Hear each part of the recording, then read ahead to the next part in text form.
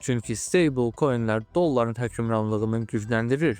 Dünyada milyonlarla insan dollar saxlamaq istəyir, lakin valyuta nəzarəti, komissiyalar və yavaş köçürmələrlə üzləşir. USDT bu problemi həll edir. O, dolları bankların çata bilmədiyi yerlərə yayır. Qanunun imzalanmasından sonra verilən rəsmi açıqlamalarda deyilib, bu ABŞ xəzinə istiqrazlarına tələbatın artmasına səbəb olacaq və dolların dünya ehtiyat valyutası statusunu gücləndirəcək. Məntiq sadədir.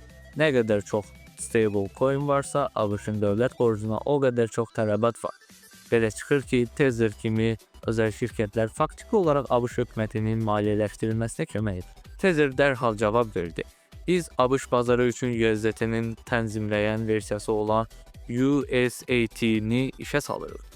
Bu, ayrı şirkət, ayrı ehtiyatlar və Genius Act qanunlarına tam uyğunluq deməkdir. Dünən maliyyə sabitliyi ilə təhdid adlandırılan şirkət bugün sistemin bir hissəsinə çevrilir. Çünki o dəyişdiyi üçün yox, göz ardı edilə bilməyəcək qədər böyük olduğu.